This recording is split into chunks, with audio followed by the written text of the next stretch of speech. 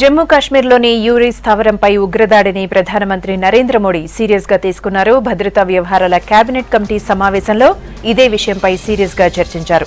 భేటీకి కేంద్ర హోంమంత్రి రాజ్నాథ్ సింగ్, రక్షణ శాఖ మంత్రి మనోహర్ పారికర్, ఆర్థిక మంత్రి అరుణ్ జైట్లీ, జాతీయ భద్రతా సలహాదారు థోవల్, ఆర్మీ చీఫ్ దల్బీర్ సింగ్ హాజరయ్యారు. యూరి స్థావరంపై ఉగ్రదాడి పరిణామాలను ప్రధానమంత్రికి వివరించారు.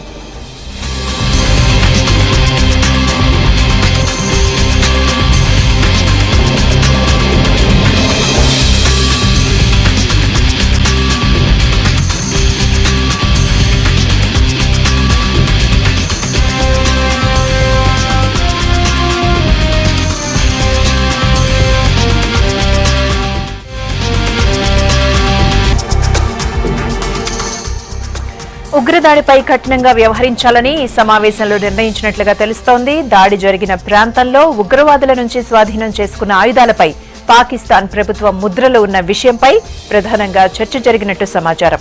దాడుల వెనుక పాకిస్తాన్ ప్రమేయం ఉన్న విషయాన్ని అంతర్జాతీయంగా ఇష్యూ చేయాలని, ఉగ్రవాదానికి పాక్ ఇస్తున్న సహకారాన్ని ప్రపంచవ్యాప్తంగా మళ్లీ వెలుగులోకి తేవాలని నిర్ణయించినట్లుగా టాక్.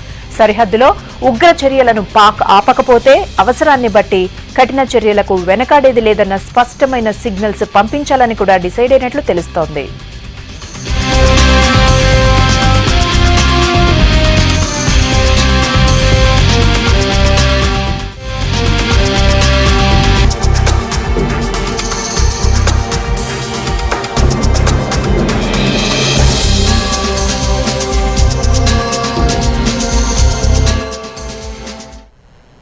మరోవైపు యూరి ఘటనలో మృతుల సంఖ్య పెరుగుతోంది. రీసెంట్ గా మరో జవాన్ వీరమరణం పొందాడు. వికాస్ జనార్దన్ అనే జవాన్ ఆసుపత్రిలో చికిత్స పొందుతూ చనిపోయాడు.